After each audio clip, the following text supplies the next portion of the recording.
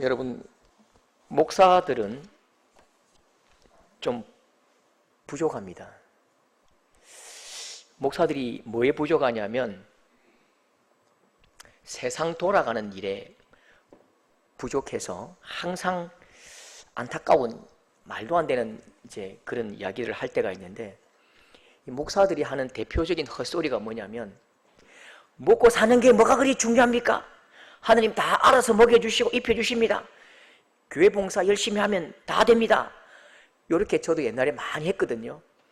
그런데 제가 공장에 6개월 다니고요, 이런 말 절대로 안 합니다. 공장 6개월 다닐 때에 죽는 줄 알았습니다.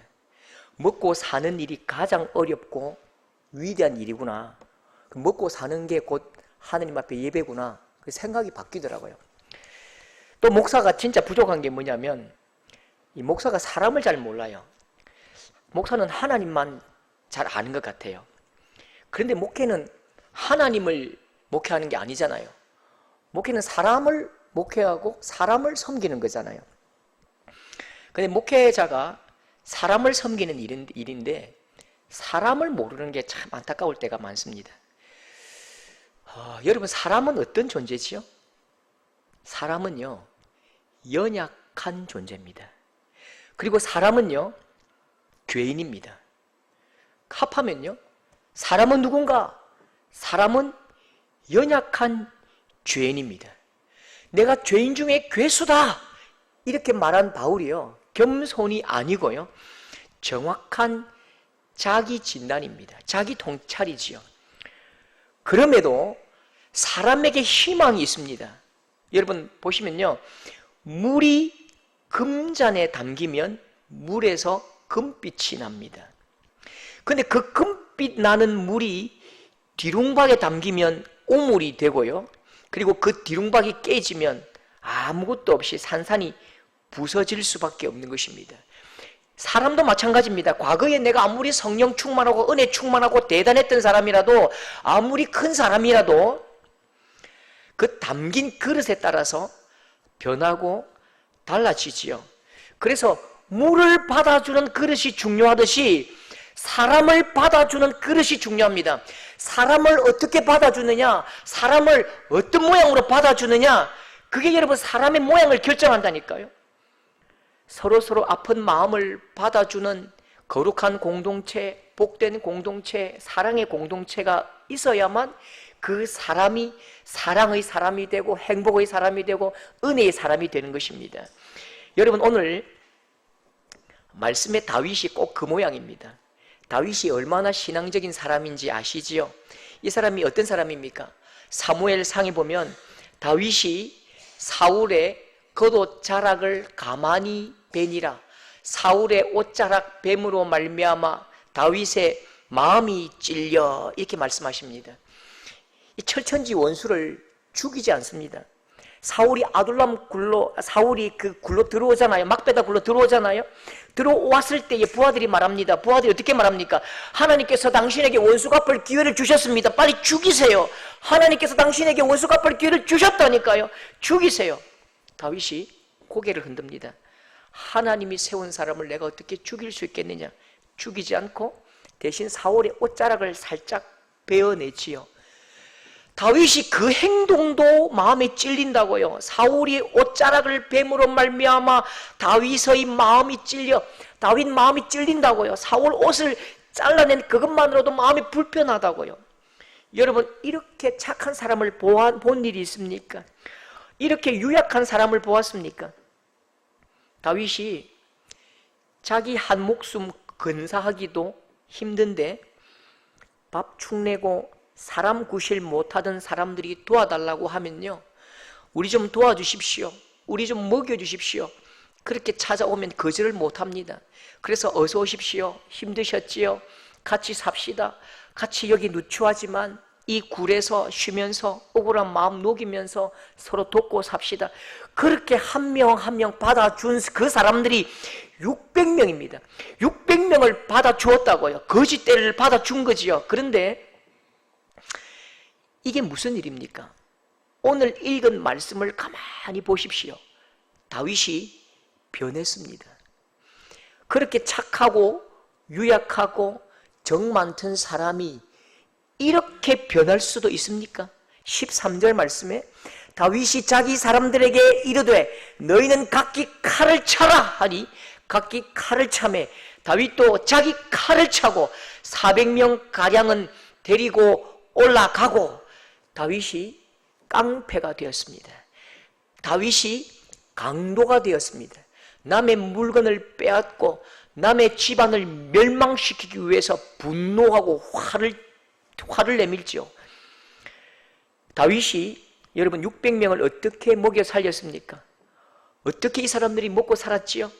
양을 치는 사람들 그 길을 모를 때에 길을 인도하면서 고기 한 덩이 얻고 또 밤에 그 양들 지켜주면서 치즈 한 덩이 얻고 그렇게 나누어 먹고 그렇게 먹고 마시면서 살았습니다. 그런데 오늘 말씀 보니까요, 배고프고 목마르고 추운 어느 날 좋은 소식이 들리는 것입니다. 나발의 집에 추수잔치를 한답니다. 나발이 지금 그 집에 추수잔치를 한답니다. 2절이죠. 마온에 한 사람이 있는데 심히 부하여 양이 3,000마리요 염소가 1,000마리이므로 그가 그의 양털을 깎고 있었으니 그 사람의 이름은 나발이요. 양이 3,000마리 염소가 1,000마리 그 부잣집에 지금 양털을 깎고 있었으니 이 말은요 지금 추수잔치가 열립니다 그 뜻입니다. 그러니까 고기 한번 우유 한번 실컷 먹을 수 있겠구나. 추수잔치를 하면 고기도 나누고 우유도 나누고 치즈도 실컷 먹는 날이 온 거지요. 그래서 다윗 부하들이 나발에게로 달려갑니다. 다윗이 보내지요. 8절에 우리가 좋은 날에 왔은즉 내 손에 있는 대로 내 종들과 내 아들 다윗에게 주기를 원하노라. 나발이여 우리가 좋은 날에 왔지 않습니까? 우리에게 먹을 것 좀 주십시오. 우리에게 먹을 것을 주십시오. 얼마나 겸손하게 이야기하는지요. 우리 아둘람 600명은 당신의 종들입니다. 다윗 나는 당신의 아들입니다. 나는 당신의 아들뻘이지요. 좀 도와주십시오. 그렇게 부탁을 합니다. 나발이 다윗을 모르겠습니까? 사윗 왕의 사위요 골리앗을 쳐 죽인 영웅이지요. 다윗이 그냥 몇 명 데리고 가서 칼을 목에 대면 쉽게 해결됩니다. 그런데 다윗은 확실하게 정확하게 내가 누군지를 안다고요. 나는 강도가 아니지요. 다윗 나는 강도가 아니라고요. 나는 빼앗는 자가 아니요. 나는 섬기는 자요. 나는 멸망시키는 자가 아니요. 나는 지키는 자요. 그게 다윗이 자기에게 내린 정입니다. 예전에 아주 오래전에 어릴 때에 골리앗 앞에서 골리앗이 다윗에게 어떻게 외칩니까? 무엇이라고 이름을 붙이지요? 애송이야, 꼬마야 이렇게 부를 때에 다윗이 자기 한 사람을 어떻게 부르지요? 천만의 말씀, 나보고 꼬마라고 나보고 애송이라고 천만의 말씀, 나는 하나님의 군대다 그렇게 말합니다. 나는 하나님의 이름이다. 하나님의 이름을 걸고 하나님의 군대로 내가 너희에게 다가간다. 싸워보자. 그렇게 당당하게 나아간다고요. 여러분 다윗은 반역자가 아닙니다. 다윗은 반역자가 아니기 때문에 사울 왕을 죽일 수 없는 거예요. 다윗은 도둑이 아닙니다. 그래서 남의 것을 훔칠 수가 없지요. 다윗은 강도가 아닙니다. 그래서 칼로 빼앗지 않습니다. 다윗은 모든 아픈 세월을 보낸 사람이기 때문에 가장 아픈 마음으로 낮은 마음으로 부탁을 합니다. 나발이여 저희들에게 먹을 것 좀 주십시오. 그런데요 이 다윗을 받아주는 다윗을 담아내는 나발이 뭐라고 하지요? 10절에 요즘에 주인에게서 억지로 떠나는 종이 많도다. 내가 어찌하여 내 떡과 물과 고기를 어디서 왔는지도 알지 못하는 자들에게 주겠느냐. 나발의 마음이 나발의 입이 다윗을 담고 있지요. 어떤 그릇에 담고 있습니까? 다윗을 나발이 어떻게 정의하지요? 다윗과 함께한 600명 너희들은 다 도망친 종들이 아니냐? 너희들은 족보도 없고 근본도 없는 쌍놈들이 아니냐? 너희들은 동네 양아치 건달들이 아니냐? 그렇게 마음으로 입으로 다윗 600명을 담아주는 것이요, 담아내는 것이요. 여러분 나발의 이 소리를 듣기까지 다윗은 어떤 사람이었습니까? 이 악한 말을 듣기 전까지 다윗은 어떤 사람이었지요? 바로 이 사건 앞에 그일라 백성들이 다윗을 사울에게 팔아먹어도 다윗은 아무 말하지 않고 그저 도망을 칩니다. 사울이 눈앞에 있어도 죽이지 않던 은혜의 사람입니다. 그런데 다윗에게 이 나발이, 이 도망친 종놈들아, 이 건달들아, 이 조폭들아, 이 강도들아, 약탈자야, 그렇게 외치고 그렇게 부르짖으니까요, 다윗이 그 말처럼 변해버립니다. 13절에 너희는 칼을 차라. 34절 나발에게 한 남자도 남겨두지 아니하였으리라. 이 나발이 이방민족이 아닙니다. 이 나발이 적군이 아니라고요. 이 사람이 누굽니까? 그 사람의 이름은 나발이요, 그는 갈렙 족속이었더라. 자기 백성입니다. 자기 백성이 왕에게 욕을 한다고 총칼로 학살해 버리면 그 사람은 왕이 될 자격이 없는 것이지요. 그런데 여러분, 오늘 말씀에 다윗이 정말로 분에 못 이겨서, 다윗이 정말 화가 나서 왕으로 부름받은 이 다윗이 자기가 지켜야 할 그 백성을 몰살시키고 학살하려고 칼을 차고 달려갑니다. 도망친 종아, 건달아, 조포가 근본도 모르는 약탈자야. 나발의 그 말에 정말로 깡패가 되어버렸습니다. 나발의 그 말처럼 정말로 강도가 되고 조폭이 되고 약탈자가 되어버렸다니까요. 여러분, 그렇습니다. 사람은 누구나 똑같습니다. 사람의 마음은 물 같습니다. 사람의 마음은 물 같아서 어제까지 성령 충만했던 사람이라도 오늘 가장 악한 일을 행할 수 있는 것이 사람의 연약함입니다. 사람은 물 같은 것입니다. 물 같은 것이 사람이지요. 그 물 같은 사람의 마음을 좋은 마음에 받아 주어야 되지요. 그런데 나발이 똥통 같은 말에, 나발의 똥통 같은 그릇에 이 다윗을 받아주니까 다윗이 똥같이 되어버렸습니다. 마태복음 7장 2절 말씀을 여러분 기억하시지요? 우리 함께 읽어볼까요? 시작! 너희가 헤아리는 그 헤아림으로 너희가 헤아림을 받을 것이니라. 보십시오. 나발이 다윗을 약탈자요, 깡패요, 그렇게 마음에 받아주니까 그 마음의 모양대로 다윗이 나발에게 깡패가 되고 조폭이 되고 강도가 되어버렸고요. 조폭과 깡패에게 생명을 잃을 위기가 닥치고 결국 그 나발이 받아낸 그 악한 말 때문에 나발이 죽는 것입니다. 38절에 한 열흘 후에 여호와께서 나발을 치심에 그가 죽으니라. 나발을 치심에 그가 죽으니라. 헤아리는 헤아림으로 그가 그 헤아림으로 받을 것이니라. 여러분, 이런 이야기가 있습니다. 조선시대에 고기를 파는 사람을 백정이라고 하지요. 백정을 불가촉천민이다, 그렇게 말합니다. 손에 닿기만 해도 더러워진다고 말하지요. 박진사가 지나가다가 고기를 주문합니다. 야, 이 백정놈아, 빨리 여기 고기 한 건 끊어내라. 백정이 예 박진사 어른 하고 고개를 숙이고 고기를 한 것만 딱 끊어줍니다. 저울에 달아서 한 것만 딱 끊어서 지폐 둘둘둘둘 말아서 줍니다. 그런데 바로 옆에서 이진사가 와서 부탁을 합니다. 백선생, 나에게 고기 한 것만 주시겠나?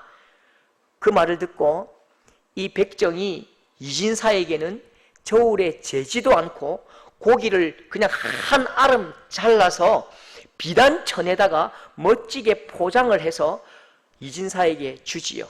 그 모습을 보고 있던 박진사가 화를 냅니다. 분노하지요. 막 욕을 하면서 야, 이 백정놈의 자식아, 왜 사람을 차별하냐? 왜 이진사는 저렇게 고기를 많이 주고 나는 이렇게 적게 주냐? 왜 나는 지폐 걸어주고 이진사는 비단에 싸주냐? 그렇게 막 화를 내니까요, 이 백정의 대답이 명언입니다. 예, 진사어른, 박진사님의 고기는 백정놈이 끊어서 그렇고요. 여기 계신 이진사님 고기는 백선생이 끊어서 그렇습니다. 예, 마태복음 7장 2절 너희는 헤아리는 그 헤아림을 받을 것이니라. 그렇죠? 내가 헤아리는 그 헤아림으로 내가 그 사람을 부르는 그 이름대로 내가 취급을 받는 것입니다. 사람을 담는 그릇이 곧 사람입니다. 사람만이 사람을 담을 수 있지요. 다윗과 나발, 다윗이 나발에게 담겼습니다. 지금은 진짜 못나 보이는 다윗이지만 그 사람의 세월 속에 하나님은 하나님의 꿈을 다윗에게 심으셨다고요. 사람을 보는 것이 아니라 사람의 지금 모습을 보는 것이 아니고요, 그 속에 심어두신 하나님의 꿈과 소망을 보는 눈이 있다면 나발은 다윗을 함부로 대하지 않았을 것입니다. 아픈 말로 사람을 찌르지 않았을 것입니다. 여러분, 나발의 이름이 무엇인지 아십니까? 나발의 이름 뜻이 무엇일까요? 나발은 그 뜻이요, 미련한 놈, 조금 더 적나라하게 표현하면 돌대가리 그 뜻입니다. 돌머리야, 그렇게 나발이다 그렇게 부릅니다. 하나님께서 이 사건을 기록하시면서 왜 이 남자의 이름을 나발이라고 부르셨을까요? 왜 하나님께서 계속 이 사람 이름을 나발, 나발, 나발, 돌머리, 돌머리, 돌머리 그렇게 부르실까요? 하나님께서 내게 보내신 사람을, 아픈 가슴을 싸매고 내게로 오는 그 사람을 하나님의 눈으로 하나님의 마음으로 보지 못하고 내 옆에 두신 하나님의 사람을 정중하게 받아주지 않는 그 사람을 하나님은 돌머리야, 돌머리야, 미련한 놈아 그렇게 부르시는 것입니다. 여러분, 지금 보기에 좀 부족한 사람들이 있습니까? 저도 청년 한 사람에게, 한 친구에게 진심으로 고개를 숙여 사과한 일이 있습니다. 철없던 눈으로, 세상적 눈으로 볼 때에 그 친구가 너무 부족해 보이는 거예요. 너무 모자라 보인다고요. 내가 왜 그런 식으로 사냐, 그렇게 말했던 나 자신을 회개하고 그 친구에게 진심으로 사과한 일이 있습니다. 왜 그런 줄 아십니까? 지금 내 눈에는 부족해 보여도 하나님의 눈으로 볼 때에 그 사람은 아주 특별한 사람이기 때문입니다. 하나님의 딸이기 때문입니다. 하나님의 눈으로 볼 때에, 하나님의 시선으로 볼 때에 여러분, 그 사람은 굉장히 존귀한 사람입니다. 각 사람에게 하나님의 특별한 마음과 시선이 머물고 있다는 사실을 안다면 한 사람 한 사람을 함부로 대하지 않을 것입니다. 여러분, 어느 할아버지에게 항아리가 2개가 있습니다. 할아버지는 아침 저녁으로 2 항아리를 짊어지고 물을 길러 옵니다. 그런데 한 항아리는 아무 이상이 없는데 항아리 하나는 거의 깨어져 있습니다. 우물 앞에서 물을 담으면 2 항아리 모두의 물이 가득 차지만 항아리가 올 때는요, 항아리가 깨어진 바람에 집에 오면 항아리에 물이 반밖에 남지 않습니다. 그러니까 깨진 항아리가 할아버지한테 참 미안한 거예요. 할아버지에게 너무너무 미안합니다. 그래서 어느 날 깨진 항아리가 용기를 내어서 할아버지에게 속내를 이렇게 말했다고 하지요. 할아버지, 할아버지 죄송해요. 할아버지가 이렇게 수고하시면서 물을 담아 오는데 저는 부족하고 깨어져서 물을 반밖에 길어 오지 못하니까 할아버지 너무 죄송해요, 죄송해요. 항아리가 그렇게 눈물을 뚝뚝 흘렸대요. 할아버지는 깊은 할아버지의 그 주름 속에서 밝은 미소를 지으시면서 말했대요. 깨진 항아리야, 깨진 항아리야. 걱정하지 마, 울지 마, 미안해하지도 마라. 너는 네가 얼마나 소중한지 모르는 것 같구나. 그렇게 말하고 할아버지께서 또 물을 길러 가십니다. 길가에는요, 한쪽 길가는 아무 꽃이 없는데 한쪽 길가, 오른쪽 길가는 꽃이 하나도 없는데 왼쪽 길가에는 아름다운 꽃이 활짝 피어 있는 거예요. 할아버지, 할아버지, 꽃이 너무 아름답게 피었네요. 나비도 벌도 너무 좋아하고 사람들이 너무 기뻐하네요. 그렇게 물었습니다. 깨진 항아리가요. 그래, 이 꽃이 어떻게 피었는지 아니? 네가 매일매일 흘려주었잖아. 네가 매일매일 흘려주는 이 물 때문에 이 꽃이 이렇게 예쁘게 폈어. 너는 내게뿐만 아니라 우리 모든 마을에서 제일 소중한 항아리야. 우리 모든 사람들에게 우리 마을에서 깨진 항아리, 네가 제일 멋진 항아리야.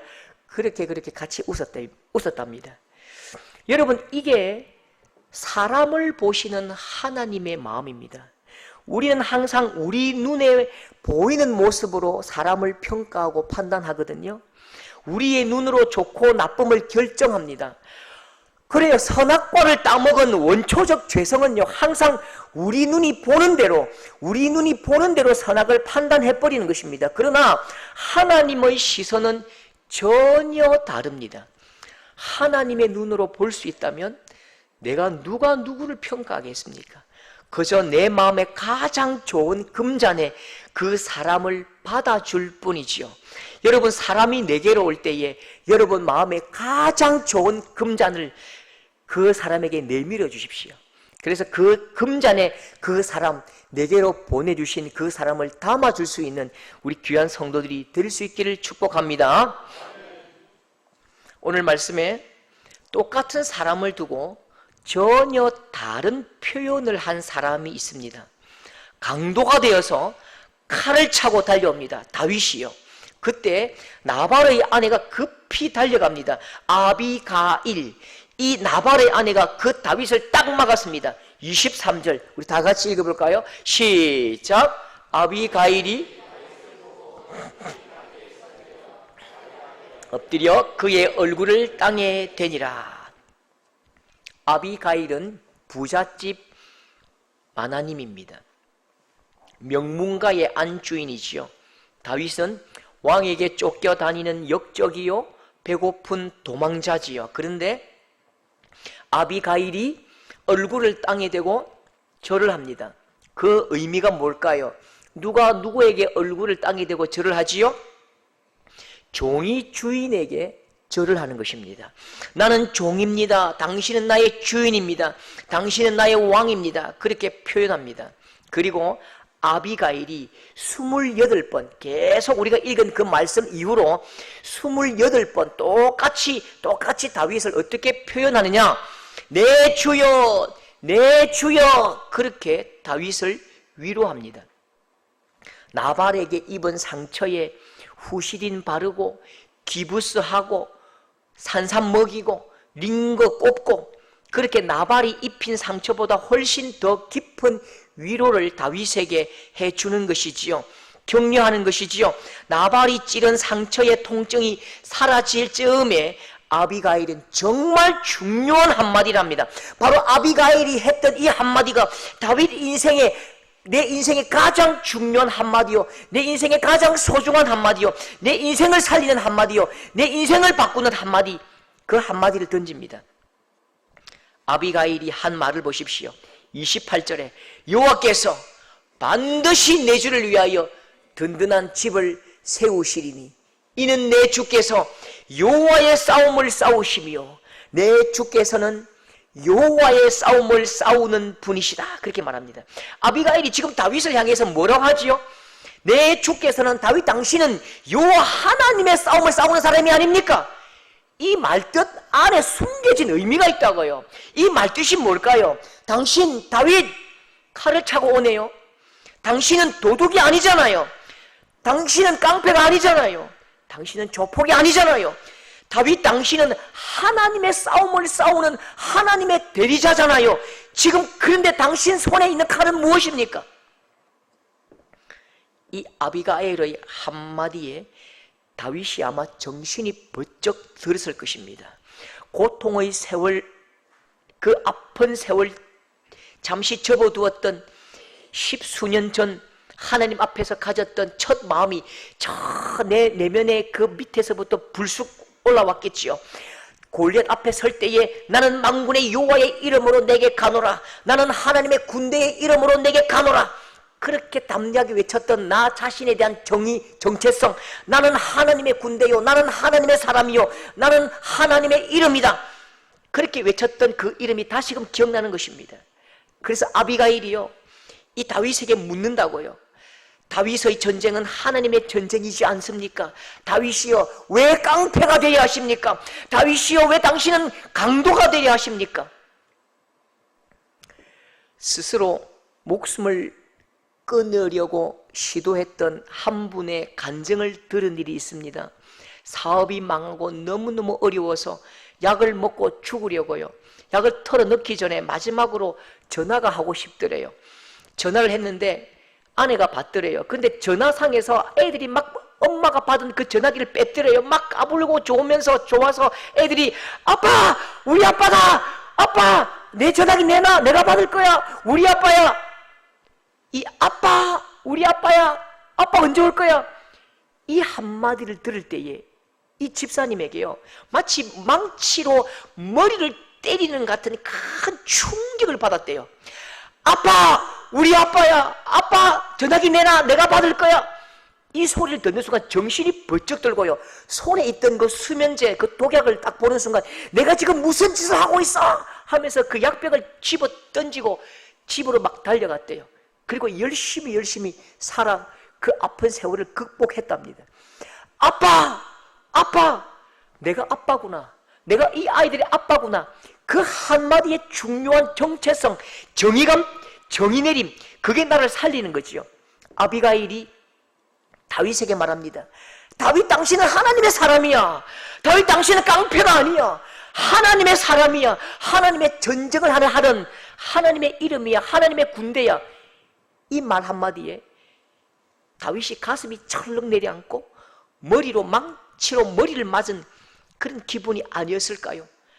칼을 쥔 손이 덜덜덜 떨리고 미움에 가득 찬 그 마음을, 가슴을 치면서 아마 칼을 땅바닥에 내어 던졌을 것입니다. 그리고 자기 자신에게 그렇게 외치지 않았을까요? 그래, 이 멍청아, 내가 지금까지 무엇 때문에, 누구 때문에 이렇게 고생했는데, 내가 지금 누구 때문에 이렇게 쫓겨다녔는데, 10년 동안 쫓겨다닌 이유가 뭔데, 내가 건달하고 조포고 하려고 했다면 사울 그거 금방 내가 옆에 있을 때에 죽여버렸지. 내가 누군데, 하나님을 싸우는 내가 하나님의 사람이기 때문에 지금까지 10년 동안 쫓겨다니고 있는데, 10년 동안 그 아픈 세월 참았는데, 내가 지금 무슨 짓이냐? 내가 강도냐? 내가 건달이냐? 내가 깡패냐? 이 여인에게서 내가 하나님의 음성을 듣는구나. 그렇게 칼을 던지면서 머리를 쥐어뜯지 않았을까요? 다윗은 이 아비가일의 입으로 하나님의 말씀을 들었습니다. 이 말 한마디에 다윗이 정신을 번쩍 차립니다. 가슴을 막 불붙이던 분노의 불길이 다 사라져 버렸고요. 이 아비가일이 내린 그 정의, 정체성, 하나님의 시선, 바로 이 한마디가 하나님의 사람, 하나님의 왕될 자가 그 가족의 학살하고 민족을 학살하는 그 참상을, 여러분, 그 오점을 지워버리지요. 삭제해버리지요. 아비가일이 하나님의 마음으로 다윗을 받아줄 때에 하나님은 이 아비가일을 하나님의 소원으로 초대하셨습니다. 이 여성이 다윗을 주인으로 대하고 이 여인이 다윗을 왕으로 대할 때에 그 말대로 하나님은 응답하셨지요. 42절 같이 읽어볼까요? 시작! 아비가일이 급히 일어나 다윗의 아내가 되니라. 이 여성이 다윗을 받아준 그 그릇 모양 그대로 다윗이 이 아비가일의 주인이 되었고, 이 여성이 받아준 존귀함 그대로 다윗은 왕이 되었고, 이 여성은요, 왕비가 되었습니다. 하나님의 공동체는 이런 여성이 필요합니다. 하나님의 공동체 안에서도 상처 주고 복수하고 미워하는 일이 있을 수 있습니다. 분노하고 폭발하고 독을 품고 달려드는 이런 일이 있을 수가 있지요. 어제까지 성령 충만하고 어제까지 기쁨에 넘치고 하나님의 은혜에 충만하던 목사도 장로도 권사도 집사도 오늘 내 마음이 물같이 녹아내릴 수 있고 오늘 내가 흉측한 사람으로 변할 수 있다는 것, 그게 우리 인생의 연약함이고 그게 우리의 모습이라고요. 그러나 사람의 눈으로 판단하면요, 사람의 눈으로 그 사람을 재단하면 우리는 죽음의 공동체가 될 수밖에 없는 것입니다. 여러분, 어떻게 하나님의 공동체로, 어떻게 하면 하나님이 기뻐하시는 공동체로 회복될 수 있을까요? 지난번에 섬기던 교회에서 유치부를 맡았거든요. 유치부 친구들 중에 한 번씩 새 친구가 옵니다. 새 친구가 오는데요, 한 번씩 넘어지고 다쳐 오잖아요. 그러면 제가 사무실에 있으면 그렇게 말합니다. 아저씨, 친구가 피났어요. 저보고, 아저씨, 친구가 피났어요. 어디 보자, 한번 보자 하면요, 실제로 피가 난 건 아닌데 안 난 것도 아니에요. 난 것도 아닌데 안 난 것도 아니에요. 살짝 긁혀가지고 피가 날 듯 말 듯 안 날 듯 말 듯 그렇게 이제 빨갛게 된 거지요.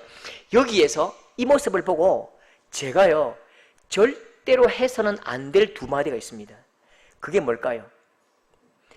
아니, 아저씨라고? 목사님 보고 아저씨가 그건 뭐야? 이렇게 말하면 안 되는 거예요. 두 번째, 뭐 이것 가지고 그래? 목사님 어릴 때는 말이야, 머리가 터지고 피가 나도 된장 바르면 다 났어. 괜찮아? 용기 있게, 씩씩하게, 알았지? 이렇게 말하면 그 어린 마음에 손가락의 아픔보다 훨씬 깊은 상처, 큰 마음의 상처가 남는다고요.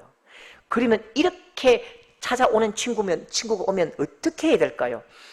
피가 날 듯 말 듯 안 난 것도 아니고 난 것도 아닌 이 아무것도 아닌 것 가지고 아저씨, 이 친구 피 났어요. 그렇게 저에게 다가올 때 제가 어떻게 했을까요? 큰 약통 문을 열고요, 짠 하고 후시딘 하고요, 후시딘을 고추장 찍듯이 두껍게 발라줍니다. 그리고 붕대를 칭칭칭 감아주고요, 그 다음에 여기 잘해야 돼요. 뽀로로 밴드를 발라줘야 돼요. 뽀로로 밴드를 한 개만 발라주면 안 돼요. 3개를 발라줘야 돼요. 그리고 많이 아팠지? 힘들었겠다. 너무너무 아팠겠다. 진짜 아프겠다 하면서 위로를 하되 사탕을 탁 줘야 됩니다. 근데 그 스카치 캔디 주면 안 되지요. 캔디도 반드시 뭘 줘야 될까요? 사탕을 줘도요, 추파춥스를 딱 줘야 됩니다. 그러면요, 옆에 있는 친구가 그렇게 이야기해요. 계속 아파? 하나도 안 아파요. 아저씨 하나도 안 아파요. 그러면 옆에 친구가 정정을 해줘요. 야, 아저씨 아니다, 목사님이다, 목사님. 그럼 새 친구가 아, 목사님이세요? 고맙습니다 하고 간다고요. 여러분, 우리가 볼 때는 아무것도 아니지만 그 6살 친구, 그 친구에게는 진짜 아픈 거라니까요. 아파서 아프다고 하는 것이요, 내 눈에 별거 아니지만 그 친구에게는 진짜 고통스러운 것입니다. 어떻게 이 아픔이 사라집니까? 아픔보다 뭐가 크면 이 아픔이 사라질까요? 아픔보다 받아주는 사랑이 더 크면 아픔은 사라지는 것입니다. 아픔보다 내가 받아주는 마음이 크면 그 아프면 아픔은 아무것도 아닌 게 되지요. 사라지는 거지요. 받아주면 되고요, 공감하면 됩니다. 큰 것이 남는다고요. 아픔보다 사랑이 크면 아픔이 남는 게 아니고 사랑이 남는다고요. 아픔보다 격려가 크고 위로가 크면 아픔보다 격려가 남고 사랑이 남지요. 큰 게 남는다니까요. 여러분, 그렇게 아파하던 그 통증이 깨끗하게 사라지고 하나님의 사랑과 은혜와 격려가 남는 공동체, 그게 진짜 하나님이 우리에게 꿈꾸신 공동체인 것입니다. 여러분, 제가 마지막으로 제 삶의 지표로 삼은 글이 하나 있습니다. 성경 아닙니다. 그냥 글입니다. 함께 나누고 설교를 마치고 싶습니다. 방문객이란 글입니다. 사람이 온다는 것은 실은 어마어마한 일이다. 그는 그의 과거와 현재와 그리고 그의 미래와 함께 오기 때문이다. 한 사람의 인생이 오기 때문이다. 부서지기 쉬운, 그래서 부서지기도 했을 마음이 오는 것이다. 갈피를 아마 바람은 더듬어 볼 수 있을 그 마음이, 내 마음이 그런 바람을 흉내낸다면 필경은 환대가 될 것이다. 예, 사람이 내게로 오는 것은 그 사람의 모든 것이 오는 것입니다. 사람이 내게로 오는 것은 그 인생의 과거가 오고 현재가 오고 미래가 오는 것이고 부서지고 아파했던 깊은 마음이 오는 것이고 상처가 오는 것이고 그 사람이 내게 오는 것은 하나님의 시선이 오는 것이고 하나님의 꿈이 내게로 오는 것입니다. 그래서 그 모든 것들을 받아주고 섬겨주고 위로하고 격려함으로 하나님의 소원을 받아내는 귀한 복된 금그릇들 다 될 수 있기를 축복합니다. 많은 사람들을 주님의 마음으로 받아낼 수 있는 행복한 공동체, 우리 서도교회가 될 수 있기를 축복합니다.